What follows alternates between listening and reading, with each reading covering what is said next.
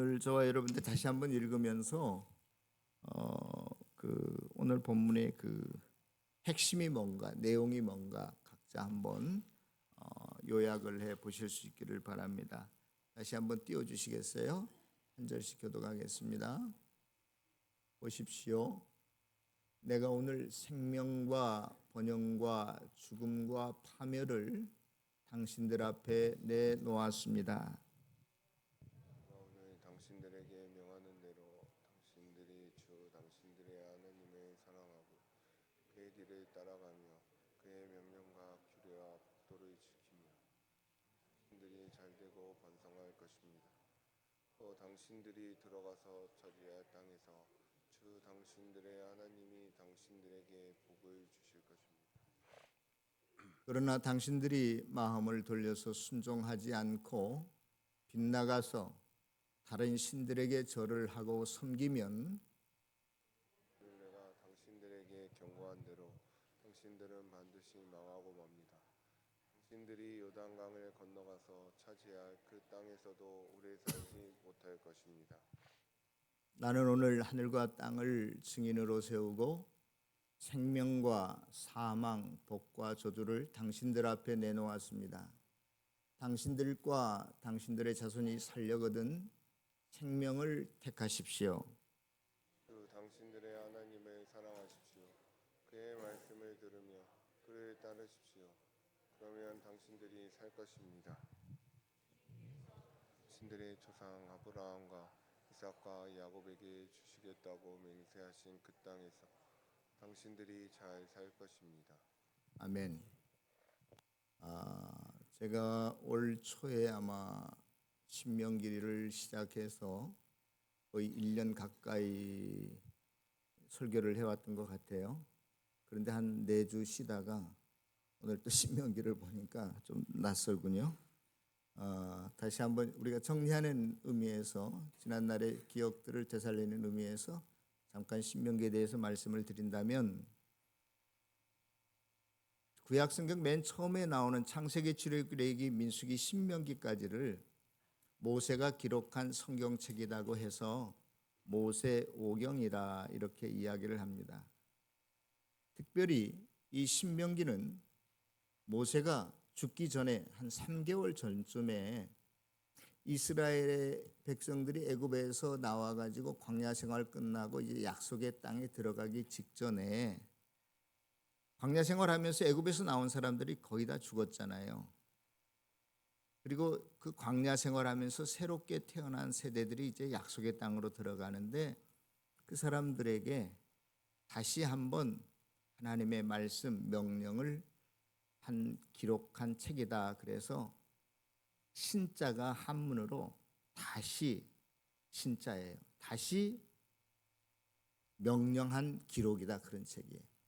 다시 명령한. 그래서 이 신명기는 창세기, 출애굽기, 레위기, 민수기에 나왔던 내용들이 거의 다 그것을 간추려서 요약해서 다시 한번 기록한 책이기 때문에 그 앞에 4개의 책 중에 나왔던 내용들이 거의 다 다시 나오고 있어요.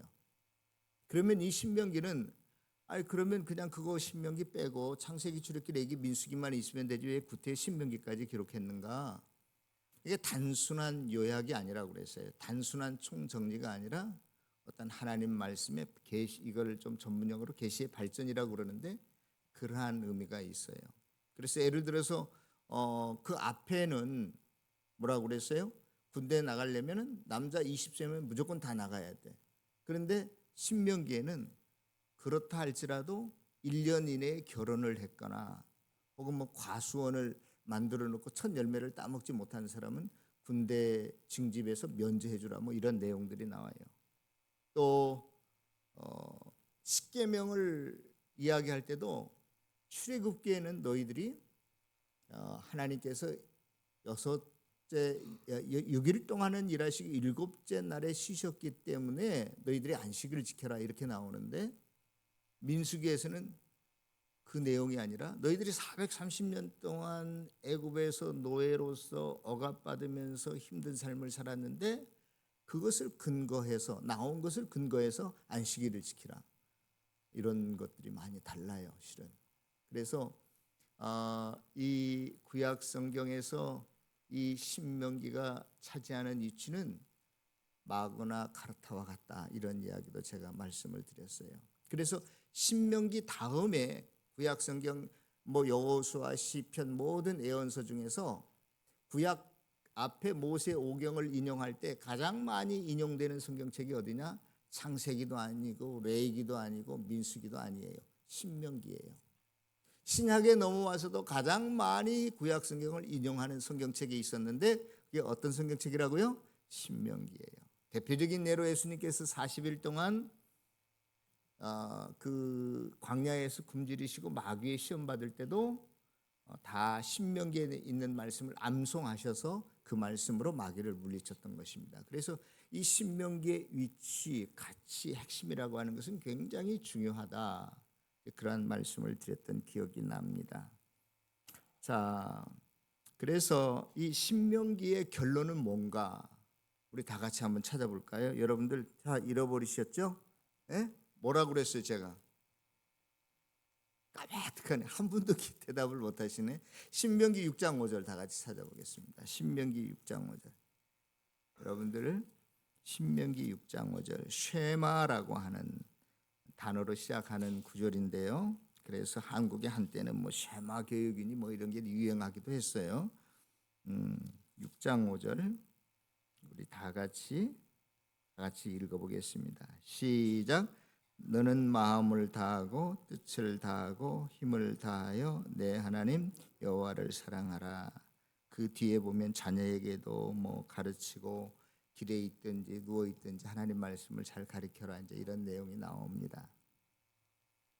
자, 신명기에 하나님의 말씀이 중요하기 때문에 너희들의 신앙생활의 가장 기준이 되고 근거가 되고 권위가 되는 게 하나님의 말씀인데, 그래서 이 말씀을 요약해서 한 구절로 이야기한다면 하나님을 사랑하라, 그런 거예요.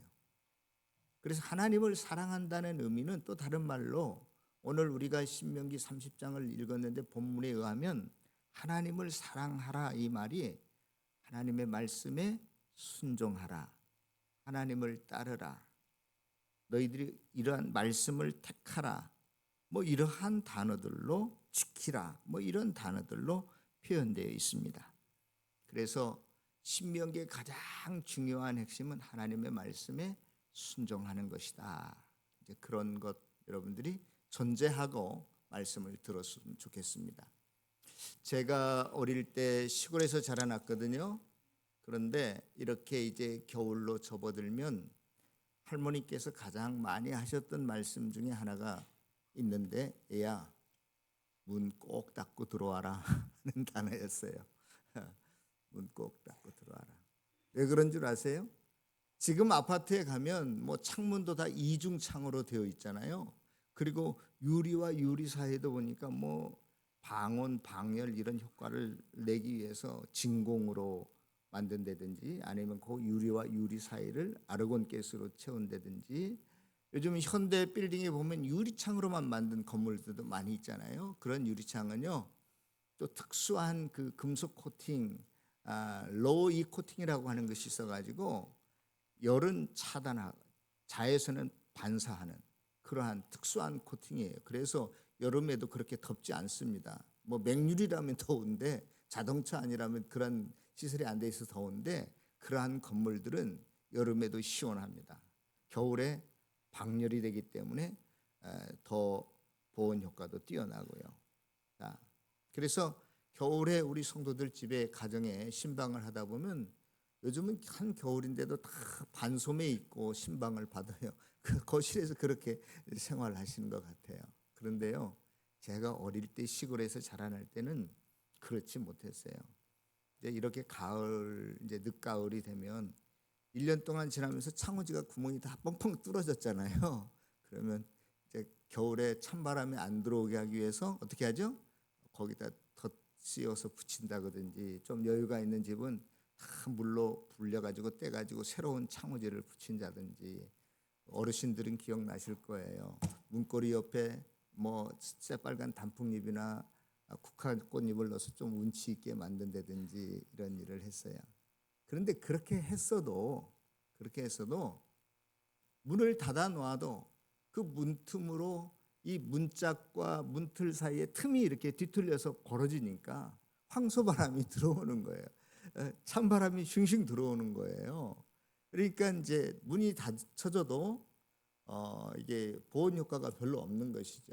그래서 겨울에 할머니께서 야, 문 꼭 닫고 들어와라 하는 그 이야기가 제 귀에 생생히 들리는 것 같습니다. 자, 오늘 본문도 이처럼 하나님께서 저와 여러분들 앞에 온갖 생명과 복을 이렇게 놓아두었다. 그래서 그렇지만 너희들이 말씀대로 내가 너희들에게 명령한 대로 따라 살지 않으면, 순종하지 않으면 너희들 망한다. 너희들 가족도 망할 거야. 후손도 망할 거야. 너희들이 하는 일이 잘 될 수가 없어. 그런 이야기를 하고 있습니다. 그러면 우리가 이렇게 구원받은 자의 삶 자체가 이미 생명을 얻었고 또 복이고 성공이고 행복인데 왜 자꾸 우리가 그 복을 발로 차버리고 엄동설안에 문이란 문은 다 열어놓고 아무리 난방이 잘 되어도 차가운 그러한 그 삭풍을 맞이하면서 지내는 것 같은 삶을 살아야 되는가라고 하는 것입니다. 성경은 이미 저와 여러분들에게 복을 받았다라고 말합니다. 그런데 왜 우리의 삶이 복되지 못할까요? 기쁘지 못하고 감사하지 못하고 행복하지 못할까요? 그 이유는 간단한데요. 제가 아까 말씀드린 것처럼 옛날 집은 창호지로 아무리 잘 발라놓았어도 문틀과 문짝 사이에 뒤틀리고 오래가니까 나무 문이 이렇게 어긋나서 뭐가 생겼어요? 간격이 생겼어요. 그래서 겨울에 찬바람이 불어오면 칼바람이 그 안으로 황소바람이 들어온다라고 그러잖아요. 예전에는 방바닥에 지금은 다 그 비닐로 이런 걸로 돼 있지만 옛날에는 한지로 돼 있어요. 막 그것이 탈 정도로 뜨겁게 떼도 움묵은 살얼음이 올 정도야. 왜? 찬바람이 들어오니까. 여러분, 저와 여러분들이 지금 사는 아파트가 난방이 참 잘 되어 있잖아요. 그런데 영하 10도, 20도 내려갔는데 모든 문들은 다 열어놓고 있으면 그거 밖의 온도나 안의 온도나 똑같을 거예요. 저와 여러분들 앞에 하나님께서 온갖 복들을 다 진열해 놓았지만 그럼에도 불구하고 저와 여러분들이 그러한 복된 행복한 삶, 즐거운 삶, 기쁜 삶을 살지 못하는 것은 하나님의 복인데도 불구하고 온갖 차가운 여름에 앞뒤 모든 창문을 다 열어놓는 것 같아요. 난방이 아무리 잘 되면 뭐합니까? 계속 찬바람이 불어오고 저주의 바람이 불어오게 되면 우리는 힘든 삶, 불행한 삶을 살 수밖에 없다는 것입니다. 여러분들, 하나님과 우리 사이가 떨어지면 그렇게 된다는 거예요. 부부 사이도 마찬가지입니다. 남편이 하는 말을 부인이 들어주기가 어렵고 아내가 하는 부탁을 남편이 응해주기가 쉽지가 않아요. 어떻게 되면?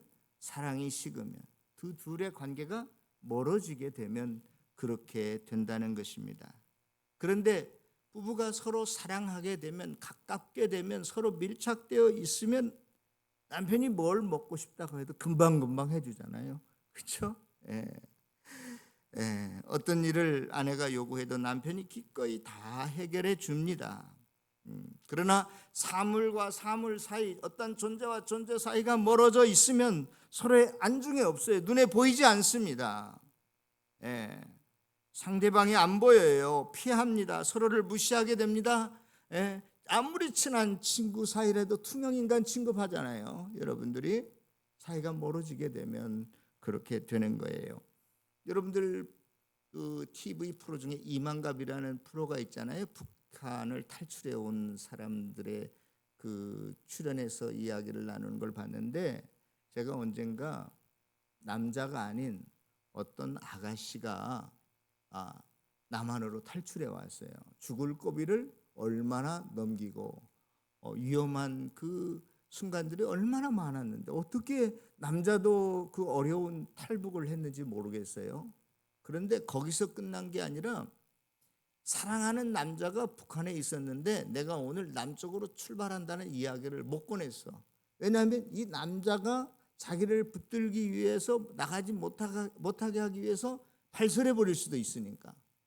그리고 두고 왔는데 이 남자가 너무너무나 그리운 거예요. 못 만나면 죽을 것 같은 거예요. 그런데 생사의 기로를 몇 번씩이나 넘겨서 겨우 남쪽으로 왔는데 돈을 벌어가지고 다시 중국에 넘어가서 중국에서 그 남자하고 연락을 취해서 그 남자를 다시 대한민국에 데리고 온 여자도 있더라고요. 왜? 사랑하니까. 그 남자하고 떨어져서는 도저히 살 수 없다라고 생각했으니까 또다시 죽음을 무릅쓰고 그 사랑하는 자기 남자를 남한으로 데려온 거 아니겠어요? 그런데 여러분 그 사이가 멀어지게 되면 잘 됐다. 이참에 헤어져야지. 예? 예. 서로 사랑했다가도 가까웠다가도 사이가 멀어지게 되면 하는 말마다 행동마다 왜 그렇게 미운지 그렇지 않아요? 여러분들은 저하고 확실히 달라요. 그러나 사랑하게 되면 가까워지면 굳이 말하지 않아도 부부간에도 서로의 필요를 다 채워주잖아요. 내가 알아서 빨래도 하고 청소도 하고 외식도 시켜주고 명품도 사주고 그러잖아요. 가까우면 자기의 생명까지라도 희생하면서 다 해주지 않습니까? 여러분 돈을 사랑해 본 적 있어요? 남편, 아내, 자식 말고 돈. 여러분들은 확실히 저하고 다르다니까요. 저는 돈을 아주 가깝게 여기고 사랑하는데 사람들이 돈을 좋아하니까 돈만 있으면 다 될 것 같으니까 아무리 생명부지에 모르는 사람이라 할지라도 돈을 수십억씩 돈다발을 안겨주면서 뭘 부탁하면 다 들어줘요. 자기가 감옥 갈 것 각오하고 들어줍니다. 이 유치에서 잘릴 것 각오하고 이번 먹고 떨어지면 말지 이런 식이야. 그래서 부정부패가 횡행하는 거 아니겠어요? 뇌물도 받습니다. 자기의 생명을 걸고 감옥 갈 것 각오하고 받아 먹는 거예요. 돈 좋아하기 때문에. 항상 말씀드리지만 여러분들은 항상 여러분들 최선을 다해서 헌금도 하시고 또 기도도 하시고 전도도 하시고 봉사하는 거 제가 다 압니다. 그러나 저는 목회자이기 때문에 물론 성도 한 사람 한 사람이 귀하지만 전체를 놓고 보면 이 사람은 키가 좀 적네 작네 혼자만 있을 때는 잘 모르잖아요. 그래서 목사가 그러지 말아야 되는데도 불구하고 헌금의 양을 보고 이 사람은 왜 많이 하는데 적게 하나 이런 생각을 저도 모르게 하게 됩니다. 그러지 말아야 되는데. 그래서 이렇게 상대적인 평가를 해보면 어떤 사람은 좀 더 다른 사람보다 많은 헌신과 충성 이런 것들도 하고 어떤 사람은 상대적으로 좀 적게 하는 분들도 계세요. 그런데 여러분 그것이 적은 봉사든 많은 봉사든 양과 정도에 상관없이 어떠한 봉사, 희생, 헌신이든지 간에 자기가 최선을 다한다는 것 제가 여러분들 인정합니다. 그런데 문제는 뭐냐? 문제는 하나님의 말씀에 기준하지 않고 근거하지 않고 어긋난 것이라면 어긋난 헌신, 잘못된 동기에서 헌금을 한다든지 새벽기도에 나온다든지 전도한다든지 이렇게 되면 문틀과 문짝이 서로 틈이 벌어진 것처럼 하나님과 여러분들 사이에 틈이 벌어져서 거기에서 온갖 유혹과 저주의 바람이 불어온다는 사실을 알아야 돼요. 그래서 저와 여러분들이 예배를 드릴 때나 기도할 때나 어떻게 하나님 앞에 헌신하고 충성할 때 가장 먼저 점검하고 확인해 봐야 될 게 뭐냐? 하나님과 나 사이가 거리가 얼마나 멀어졌는지, 얼마나 가까운지, 밀착되어 있는지를 항상 점검해야 돼요. 그렇지 않고 내 생각대로, 내 판단대로, 내 방법대로 세상의 가치관 속에서 세상 사람들처럼 하는, 눈치 보면서 하는 것, 그거 하나님께 아무런 의미가 없어요. 하나님과 나 사이가 이렇게 벌어져 있는데 여러분들이 아무리 온갖 겉으로 그 무엇을 다해서 하나님 앞에 충성하고 헌신한다고 해보십시오. 그게 결말이 좋지 않습니다. 나에게만 유익이 되지 않는 게 아니라 다른 사람에게까지도 해를 끼쳐요. 그러므로 저와 여러분들은 항상 하나님과 나 사이의 거리가 얼마나 가까운지, 얼마나 하나가 되어 있는지를 항상 점검해 봐야 돼요. 여러분, 신명기가 끝나고 여호수아로 넘어가면 여호수아 1장에 가장 중요한 게 뭐냐면 싸움 전쟁을 해서 지금 이제 약속의 땅에 들어가야 되는데 여호수아에게 하나님께서 뭐라고 말씀하시오? 너는 강하고 담대하라 그래요. 강하고 담대하라. 이 강하라는 말은요, 히브리어 하자크라는 단어인데 여러분들 무슨 심리적으로 뭐 전쟁하기 전에 뭐 사기가 충천해야 돼서 이 마음의 문제를 너희들이 마음을 강하게 하라 그런 뜻이 아니에요. 하자크라는 단어는 하나님과 밀착되어 있는 삶을 말하는 것입니다. 너희들이 비록 학력이 약하고 나이가 들고 힘이 연약해도 무기가 없어도 별 볼 일 없는 존재, 하찮은 존재라 할지라도 여러분, 제가 지난번에도 말씀을 드렸는데 저와 여러분들이 이 티슈 한 장처럼 연약한 존재예요. 예? 그냥 찢길 수밖에 없고 힘을 주어도 금방 뭉개뜨려지고 이거 아무 볼품없는 겁니다. 이러한 연약한 티슈 한 장과 같은 저와 여러분들이지만 이 두꺼운 책에 이게 찰싹 달라붙어 있으면 이게 성경책을 찢을 때 이게 성경책이 찢겨지지 않는 한 이 티슈가 찢겨지지 않습니다. 너희들이 강하라고 하는 뜻은 그런 거예요. 너희들이 무슨 세력을 얻어서 힘을 키워서 강해지라, 마음이 연약한 여리여리한 것에서 너희들 강철같이 이런 거 아니라니까요. 너희들이 하나님께 가까이 붙어 있어라, 밀착되어 있어라, 하나님과 함께 있어라, 그런 말이에요. 그러면 하나님의 강함이, 하나님의 지혜가, 하나님의 능력이 너의 것이 될 거라는 거예요. 그것으로 너희들이 약속의 땅에 들어가서 가나안 부족들과 싸워 이길 수 있다는 겁니다. 그런데 우리는 어떻게 해요? 자꾸 내 지식으로, 내 경험으로, 옆에 사람이 한다고 나서 그냥 아무 생각 없이 따라서 하는 거예요. 의미 없다는 거예요. 그건 강한 게 아니에요. 항상 하나님과 가까이 붙어 있는, 아니 밀착되어 있는 저와 여러분들 되시기를 다시 한번 부탁을 드립니다. 하나님과 우리 사이가 떨어져 있으면요, 그 사이에서 황소바람이 들어와요. 어떤 황소바람? 저주의 칼바람이 들어오게 되어 있어요. 우리가 잘 아는 것처럼 태초에는 공허와 혼돈과 흑암이 있었잖아요.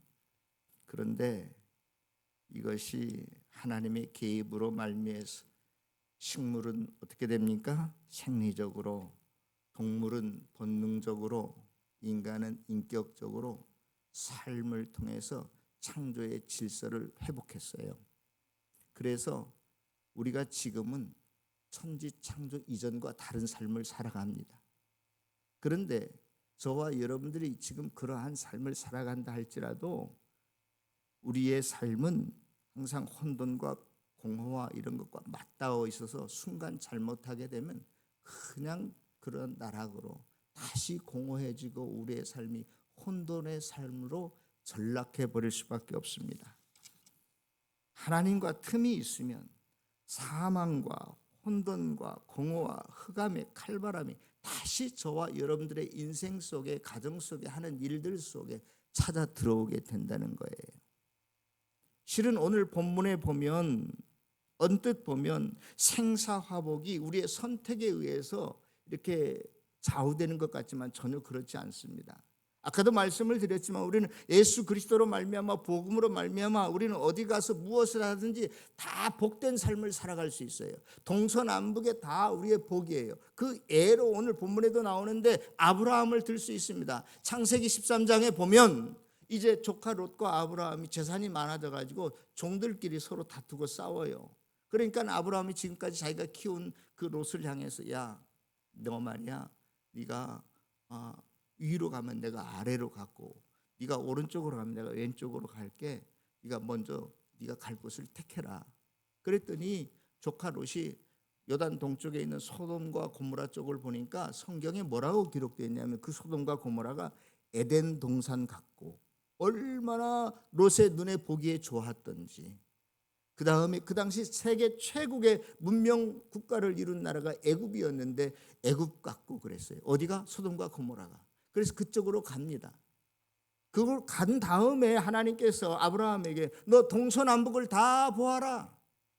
내가 어디를 가든지 너와 함께 하겠다. 너를 복주겠다. 그렇게 약속하십니다.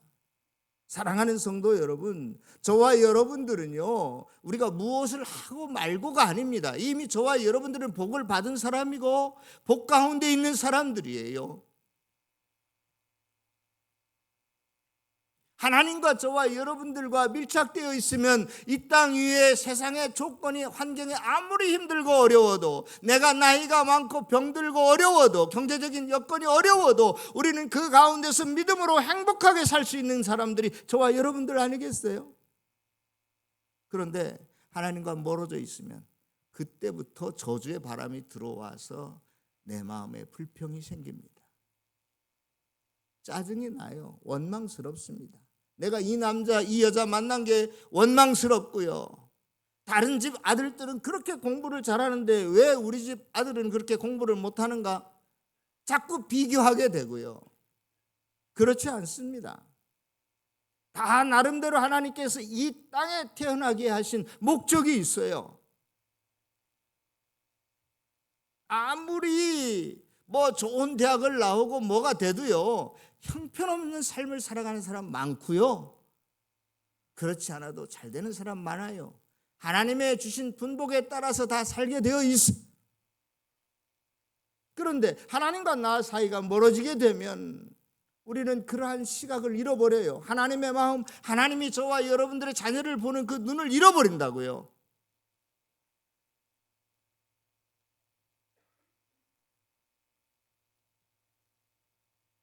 아이들이 어느 학교에 들어가든 말든, 남편이 아내가 무슨 일을 하든 말든, 내 사업이 직장이 어떻게 되든 말든 상관하지 마십시다. 하나님과만 관계가 가까워지고 하나님께 꼭 붙어 있으면 우리가 어디서 무엇을 하든지 어디를 가든지 하나님과 저와 여러분들을 복되게 만드실 줄로 믿습니다. 왜 하나님과 틈이 벌어져요? 저주의 문이 열려서 칼바람이 들어온다고요? 조금 전에도 말씀드렸듯이 하나님의 뜻, 말씀을 받아들이지 않기 때문에 그래요. 거기에 항상 내 생각이, 내 과거의 무슨 경험이, 내 학식이, 내 지식이 거기에 들어가 있어요. 그것을 내가 판단하고 내가 결정해요. 그러면 저와 여러분들은 다시 혼돈에 빠지게 된다니까요. 삶이 정상적으로 되어가는 게 없습니다. 공허에 빠지게 됩니다. 어떠한 것도 결실이 맺혀지지 않아요. 열매가 맺혀지지 않습니다. 그냥 뭐가 되려다가 그냥 말아버려요. 우리 교회 뒷뜰에 가면 감나무가 있잖아요. 처음에 조그맣게 열려요. 저것들이 이제 다 크면 굉장하겠다. 그런데 제가 보니까 여름을 지나면서 한 반절은 떨어지더라고. 크지도 못하고 바람이 불고 병충해가 먹어서 그런지 모르지만 저와 여러분들의 인생이 공허하게 끝나는 거, 그런 거와 같다는 거예요. 하나님과 떨어져 있으면 그렇게 할 수밖에 없어요. 그래서 연말을 끝내고 새로운 새해를 앞둔 저와 여러분들에게 한 가지 강조하고 싶은 것이 있는데, 하나님과 가까우라는 겁니다. 하나님과 가깝다라고 하는 것, 하나님을 사랑한다는 것은 하나님의 말씀에 순종한다는 거예요. 그래서 여러분들이 말씀이 선포되어지는 이 예배 시간을 놓치지 마세요. 말씀을 항상 붙들고 아침 저녁으로 묵상하세요. 기도도 말씀을 놓고, 언약의 말씀을 놓고, 하나님 약속하셨지 않습니까? 그러니 이 말씀대로 이루어 주세요. 여러분들이 항상 말씀을 공부하고 묵상하고 암송하고 끊임없이 말씀을 지켜 행하면 우리는 하나님과 이렇게 가까이 가 있을 수 있어요. 사랑하는 성도 여러분, 하나님의 말씀이 저와 여러분들을 가깝게 만듭니다. 뭐가 능력이 있는 줄 아세요? 하나님의 말씀이 능력이 있어요. 하나님께서 천지를 창조하실 때 첫째 날 빛이 있으라 하니 빛이 있었고, 둘째 물과 물 위의 하늘과 물 아래의 하늘로 나뉘어지라 하니까 그렇게 나뉘어졌고, 셋째 날에 물 속에 있는 지구덩어리가 이렇게 드러나라 하니까 물과 육지가 생겼고, 넷째 날에 뭡니까? 하늘의 별과 땅, 이런 모든 광명들이 새로 생기고, 이렇게 다 뭘로 하나님께서 창조하셨다고요? 하나님의 말씀만 하시니까 그대로 됩니다. 여러분들 마음이 뜨거워지기를 원하세요? 하나님의 말씀을 들으세요. 엠마오로 가는 두 제자는 시리에 빠졌습니다. 왜냐하면 예수님이 십자가에서 달려 돌아가셨거든요. 그래서 엠마오로 가는 두 제자가 너무나 쓸쓸하게 고개를 푹 숙이고 힘없이 걸어가는데 부활하신 예수님이 나타나셨어요. 그런데 예수님인 줄 몰랐어요. 예수님이 그들에게 뭔가 말씀을 전하고 떠난 다음에야 그들이, 야, 아까 우리에게 말씀을 전한 분이 누구냐? 그가 말씀을 전할 때 우리의 마음이 뜨겁지 아니했더냐? 그렇게 이야기합니다. 하나님의 말씀이 저와 여러분들의 심령을 뜨겁게 할 줄로 믿습니다. 요즘 우리가 느헤미야서를 큐티하고 있는데, 지난번에는 에스라서 했는데, 이스라엘 백성들이 성전을 짓다가 어려움이 있다고 16년 동안이나 성전 짓기를 방치해 두었어요. 그때 에스라가 나타나서 하나님의 말씀을 풀어 증거할 때 쉬었던 성전 공사가 다시 일어나게 됩니다. 오늘 여러분들 아침에 일어나서 느헤미야서 9장을 여러분들이 큐티하셨을 거예요. 느헤미야도 마찬가지입니다. 성벽이 무너져 있었는데 에스라를 초청해서 수문앞 광장에서 하나님의 말씀을 강론할 때에 그들이 다 울며 회개했어요. 그리고 거기에서 끝난 게 아니라 하나님의 말씀을 지켜 행하고 그들 가운데 기쁨과 찬양과 즐거움이, 감사가 넘쳤다고 오늘 성경은 기록하고 있지 않습니까? 사랑하는 성도 여러분, 그동안 우리가 하나님에게서 멀어졌던 것 다시 점점 더 가까워지는 것이 시편에 보면 복이라, 하나님과 가까워지는 것이. 그리고 말씀 순종하는 저와 여러분들, 더욱더 주님을 사랑하고 의지하는 저와 여러분들 되어서 항상 복된 삶을 살아가는 귀한 성도들이 다 되시기를 다시 한번 주의 이름으로 축원합니다. 기도하겠습니다.